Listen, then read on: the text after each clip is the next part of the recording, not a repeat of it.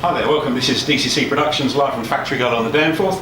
I'm the Moose, and today we're talking to the Reverend Clemson Clemson from White Cowbell, Oklahoma. Welcome. Well, it's very nice to be here. I think I was going to have it. You do that. Help yourself. I will do. I will do actually. It's a bit of a watershed for us in the fact that I think White Cowbell has turned up in every single interview we've done today, and yet we haven't actually seen you yet. So this is a. People are talking about us. They are talking about you. You are the word on the street. I hope it's not about that incident back in New Year's Eve '84 because I don't remember it either. And there are no photographs. Oh, pre-internet days were the best. Yeah, I was going to say no. Woo! I apologize. I apologize. So, just for the new viewers that we're adding to here, Cowbell have been together quite a while now. How long have Cowbell been together? Well, we thought about it and we were saying, I think 2019 will be our 20th anniversary, if you can believe that. 20th anniversary. Yeah, and so this December we're doing our annual Christmas show at Lee's Palace, Toronto, Ontario, Canada, and this is allegedly the 13th annual Xmas. Some people have been telling us it's maybe the 14th, but I don't know. I cannot be responsible for remembering these fucking details. So it's 13. It's a cooler number. It's 13. 13 is good. That's fine. 13 is good. And get straight into Xmas. In previous years, you may have, just allegedly, lampooned a couple of local characters who may have definitely deserved it, in my opinion. Wait, are you telling me those weren't the real guys? I thought the Rob Ford one was perfect, actually. Oh yeah, he was good. I've dined out on the Rob Ford one. May that man rest in peace. Absolutely. But yeah, we did a fair representation. I think he would have been delighted in our interpretation of his personality and complex political views. Yeah. Any plans to do something similar this year? Yes. I can't give it all away, no? But we've been talking long and hard about this in our laboratory, and we may just forego this whole U.S. election. I'm not promising we're going to do this. We're actually going to invite the real Donald Trump up, but whether he accepts, it's a very auspicious occasion, and maybe he just doesn't have the suit, but the right dress, wardrobe. But yeah, we might just forego that because I think people are sick of it, Do you think? But we may just bring it up. I don't know. Maybe it'll be zombie Rob Ford, the most tasteless thing we can think of. I don't know. He would have loved it, by the way. We could always send a tweet out to Trump. I'm sure he'll pick that one up and come back to you and let you know what he thinks. He's generally pretty good with that. So Xmas is coming up. I mean, this has been a permanent fixture in our calendar for the last 4 to 5 years, and it's a phenomenal show. Anyone who hasn't been really does need to go, in my opinion. And we have brought. It's actually going to be. I'm not going to drink all these myself. No. Okay, well, I'll certainly dive in there and cheers. Cheers to you, Mr. Cameraman. Yeah. And greater world out there. Stereo. But it's become our Christmas party almost from that point of view, and it's been I think it's been a good focal point in the us as well. Well, it's a riot. I mean, I wish I could remember as much of the show as everybody else does. I'm told all the time. So we got like VHS cassettes of shows gone by, and I'm like, that happened. There was sexual promiscuity involving half a dozen people right behind my back. I had no idea for 3 years until I watched the tape. It's a shock, isn't it? It always comes as a shock like that when something's actually recorded. Well, the White Cowbell Oklahoma Xmas exposition of all things sordid and lurid is it's a special part. It's been around for a while, and we don't feel like we've succeeded unless we have people returning merchandise halfway through the show, demanding money back for the ticket, women dragging their boyfriends out, boyfriends dragging their girlfriends out in disgust and shame and just anger. But we think it's well placed time. It's a good time had by all. They'll remember this. They'll remember that 1750. Well spent, Toronto.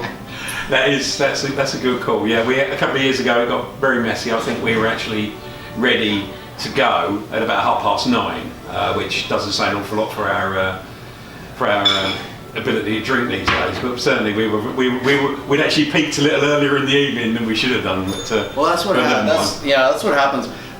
We've been told, because we always have this, people in the world, at Lee's Palace on Bloor Street in Toronto, Ontario, Canada, with some exceptions. In the old days of the El Macombo, we had a couple two-nighters there. But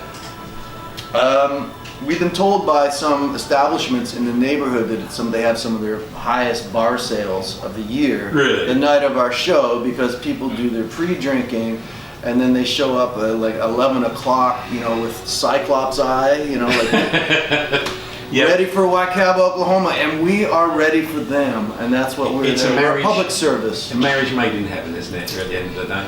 Yeah. It certainly is. I'm just curious as to we've been fortunate to see you in three different countries, unbelievably. UK for the Barfly. In a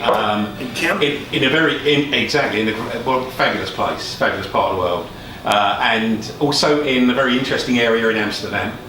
That was a bit of a novelty item, and then of course here. But you've got a big fan base. You go back to Europe, don't you, on a regular basis? Well, it's funny you mentioned Amsterdam. I would say that was our home away from home, our second home. And yes, that unusual, interesting neighborhood is indeed an interesting, unusual neighborhood. However, now it's just become kind of like, it's our Parkdale. It's but with more red lights. Yeah. But no, Holland is we probably have more fans in Holland than we have of all Canada. I can't remember the place. It was next door to the hostel. It was part of a hostel, I think, that I saw you Yes, play. the Winston Kingdom. That's the one. Yeah. It's a well-known place. We've also played many times the Paradiso, which is a famous place in Amsterdam. We just love the place. Hello, Holland, if you are watching. They are watching, I can guarantee that. Also, we have, for years we had no idea, I guess it's because our album titles have Spanish, or Spanglish, or bullshit Spanish, I don't know, but we had no idea that we had a ton of fans in Spain until we went there first time. We were opening for other people, and then all these people showed up, and they knew our stuff, and it was like, so... Thank you, Spain. Thank you, and all across Europe. And does that mean then, if for 2019 is going to be your 20th anniversary, then does that end up with a big tour that goes with that? Or are you thinking of something special? Oh, that's a long way away still. Well, there's all kinds of things we're talking about. We have to go down to our cryogenic freezer down in the bowels of our laboratory in the sub basement, and maybe some of the guys who were in the band when we first started, because you don't leave White Cowbell, Oklahoma. No, if you don't leave, you just go into freezing. So we might thaw some of them out and see what they're doing and see if their digits still work. So we got a few ideas. We want to do something special. Whether or not they want to do it after we wake them up, they might be kind of a bit bitter about the whole thing. We'll see how that goes. You know who I'm talking about. Well, it's interesting then, because you say that some of the albums have got Spanish or Spanglish titles to go in there, but obviously one of the other things that you've done some new material. I think we saw the Horseshoe a little while ago. Yeah. And again, I'm just wondering, does that? We got stuff in the can, yeah. We got stuff in the can, and actually we got some great stuff in the can that features, it's probably the only recordings we did with Joan Smith of Littlefoot Longfoot. She was in the band for a while, touring with us, but she never recorded anything. We've done some stuff, and it's just sitting there waiting for. We got two really good tunes, and we might just jump the gun and put them on a 7-inch. Yeah, and throw that out there. It's difficult, isn't it? Because obviously, the pushing music out takes a long time to get out into Canada, generally speaking, and beyond that. But lots of people are releasing smaller EPs now. We've seen that. Bloody Diamonds have done something very similar. It's absolutely fabulous. 5 or 6 tracks of pure heaven from my point of view, and it's really, really good. But with vinyl making a comeback, perhaps the thing is, the way to go. These days, making like a 45-minute album or an hour-long album, it's expensive, people. Not everybody's as wealthy and successful as White Cowbell Oklahoma, they can't just go into a studio and go like, run the tapes, Johnny, and it's a real, getting the payback for that. Well, getting the people together as well. Let's be honest. You got with the number of people. So why not put out like 2 EPs a year instead of 1 album every 2 years, or 3 EPs every 2 years? There's no rules anymore. There's no rules. No, there aren't. We ran into one band who were actually issuing a single a month, and that's their goal, to release a single a month for the entire year. Which is an interesting concept. Even if they got halfway there, they'd have an EP written, ready to go by the end of the year. So, that's quite phenomenal. For just talking about on the road, I mean, we said about numbers of people. If you had to pick anyone, dead or alive, okay, to be in a car with you to drive across Canada, who's that person going to be? Dead or alive? Dead or alive, yeah. Well, this guy's pretty good. I wouldn't let him drive. I heard he was a terrible driver. He's one of my favorites. This guy's pretty good. He's probably a better driver. Although I think maybe between the two of them, if they're, I don't know, all these guys up here, they're all like the most medicated people I think in rock history. Yeah, it's interesting. So maybe I wouldn't let them in. But as long as they shared their medication, that works. That works. Keep them away from the steering wheel. No, who would I like to actually play well, you can either play on stage or be in the car with it. Either way, that works. I'd like to listen to like Hunter S. Thompson ramble all day in a van, because the drives in Canada are so long and tedious, and I would just like to listen to that guy talk. Or maybe William S. Burroughs sitting beside me, just actually, I wouldn't want to sit next to that guy. I'd sit in another seat. Okay, fair enough. But it's basically somebody who can tell a lot of interesting stories. What would be funny is, although maybe by the end I would want to kill him. This Canadian connection, Rockin' Ronnie Hawkins. Right. Okay. Yeah. I know. He made a cameo in our very first video, San Antonio, over 10 years ago, and he invited us to his house. And we went to his garage, and he filmed some stuff, and we're like, wow. And he's like, boys, you guys gotta get out of here now. I got people to see, people to talk to. And then, one of the guys in the entourage goes, but we got this for you. And he's like, honey, roll up some of this shit while I tell these boys some lies. So, man, that guy could tell. I wish I could tell you some of the stories he told us in that 60-minute period. That may be another interview. On his porch, man, Rockin' Ronnie Hawkins, storyteller. Well, there are lots of great storytellers. While we're on that subject, thank you very much indeed. Sorry, cheers. We got an odd one here. Absolutely, no, don't go. It's all yours. I think absolutely. I think in terms of some of the, one question we've seen a lot of clubs shutting recently. Things like Rancho Relax are gone, Hideout's gone now. Okay, just a music in Toronto. Toronto has become a music city, and doesn't sound as though it's going about it in the right way from my point of view. Man, this is a can of worms. But if I had to ask you one thing, I've got my one. But if you got one thing that you want to see, Toronto do to change to become, at least attempt to become more of a music city, where would you go? Well, councillors of Toronto, listen up.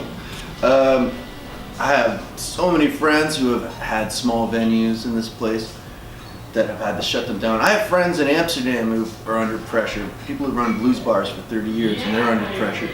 Gentrification is like, I'm all into Jane Jacobs and building up instead of out, but man, people can't move downtown and go, I want to live where the action is, as long as it's like Friday from like 10 until 2 when I want to go up. Yeah. Downtowns are supposed to be like where the action is and the culture, and you can't turn them into condo meccas. And one person should not be able to complain and shut down a business. No, well, we lost one of my favourite bars, Barvolo, up on Wesley and Young, just recently. Fabulous place. But 28 years gone. There was another place on Dundas. It was some friends of mine called Press Club, and they had live music every night. Right. And then one guy moved in across the street and had to call the city, and the place was shut down. No. Evil. In Montreal, same thing happened. Devon Orange, some guy moved upstairs and had to try to get them shut down. Cities just have, they want to have Music City, they got to take the rights away from like one person, and remember there's a greater good to culture. I think that's spot on. I mean, you could live, you know, that's, for my one is that every single time a major act comes through Toronto, then there has to be a local Canadian band on the bill. So you want to tour Canada. So one of our favourite bands is the Levellers, and we saw the Levellers recently, end of September, and we went to see them, and he put Sam Cash on for the. And Sam Cash. So this is, you know, local artist, and there you go. Uh-huh. So it was great. That was great fun. That was really great fun. So okay, right. So that brings us to the end of this. Going to try and get through this next bit. This is called the speed round of doom, and we don't necessarily put this up in advance. So here we go. Which pizza would most accurately describe your personality? If you had to walk in and go, right, I want a pizza that matches my personality, it's going to be the all Canadian double meat. All Canadian double meat. Yes. Yep. Perfect. Okay. Now I've changed the wording of this next one a little bit, because if we had to choose someone, sadly there's been a lot of celebrities who've died this year. Okay. Mm. And God bless them all. Some of them have just tear my heart out. Most of them tear my heart out. If you had to choose which musical celebrity was on a one-way trip to Mars, I've changed it. They don't have to die. They're just on a one-way trip to Mars. Would it be Van Morrison, Johnny Rotten, Kanye West, Bob Dylan, or Sting? Let's hope Sting. Sting. Sting. Time up? Yeah, on his way to Mars. Yep. Thank you. If you had to choose between, what would you choose between one horse-sized duck or 100 duck-sized horses? I say more the merrier. 100 duck-sized horses. Yeah, okay, that's cool. Send them out. Super. Unleash the ducks. Unleash horses. Keeping on the animal theme, hamsters or tarantulas?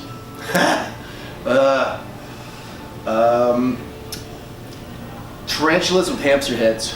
Excellent. Yep, that's good. That's good for me. Beetles or stones? Beetles made of stone. Beetles made of stone. Excellent. Should Canada Goose nuggets be an option in McDonald's? Say it again. What? Should Canada Goose nuggets be available in McDonald's? Absolutely. Yeah. Yeah. Keep the numbers down a little bit.